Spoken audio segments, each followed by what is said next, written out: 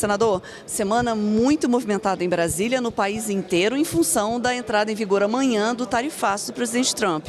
A economia deve sofrer um baque, muitos produtos devem ser afetados. O que o Congresso pode fazer neste momento, de forma mais emergencial, para ajudar a reduzir os danos na nossa economia? Olha, esse tarifaço é injusto, ele não deveria estar acontecendo.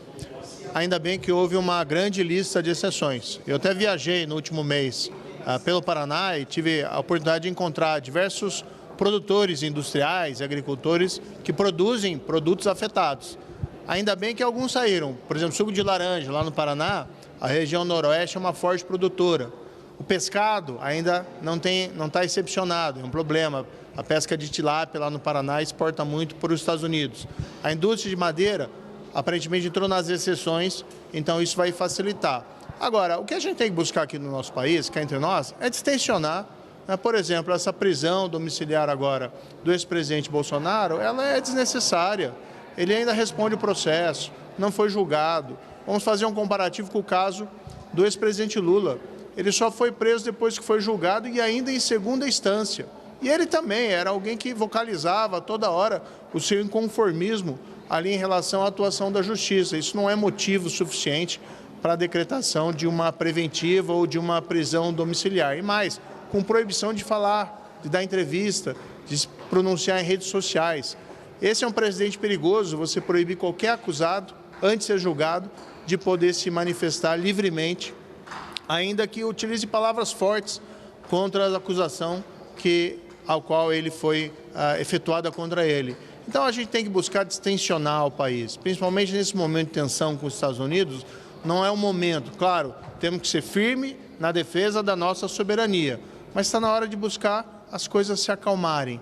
Temos também essa outra situação do senador Marcos Duval, que foi submetido aí a restrições cautelares que, a meu ver, impedem o exercício do mandato dele. A decisão diz, não, ele pode vir no Congresso, pode votar. Certo, mas e o contato dele com os seus eleitores? Como nós fazemos, voltamos para nossos estados a toda semana para se comunicar com a população, no meu caso do Paraná, no caso dele do Espírito Santo. Então o mandato dele fica cortado. Essas restrições cautelares têm que ser submetidas à deliberação do plenário do Senado Federal. E se forem colocadas, eu vou me pronunciar muito claramente.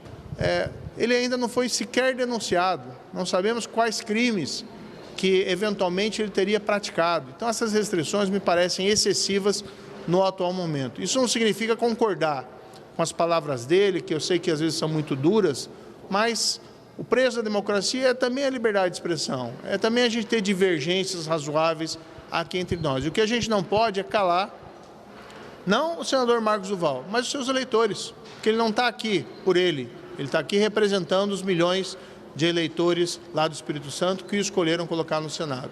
Senador, ainda falando sobre essa questão do tarifaço, o senhor disse que esteve no estado do Paraná, no seu estado, falando com produtores, com os exportadores. Existem setores que são muito específicos e às vezes até municípios que vivem em função de exportação de produtos e mercadorias exclusivamente para os Estados Unidos e que vão ser fortemente afetados. É o caso do Paraná e, nesse caso, o senhor já conversou com o governo do Paraná para ver se tem alguma medida de compensação financeira para os produtores do seu estado?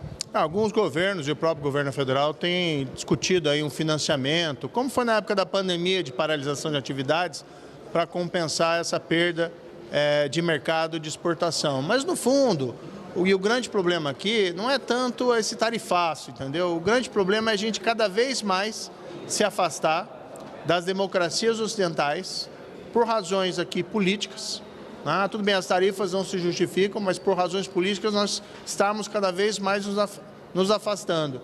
Então temos que trabalhar diplomaticamente, com firmeza, em defesa da nossa soberania, mas para afastar esse mal-estar entre Brasil e Estados Unidos, que são aliados tradicionais e históricos. Isso não significa dizer que concordamos com as tarifas ou concordamos com Donald Trump, mas está na hora de dialogar com responsabilidade na mesa de negociação.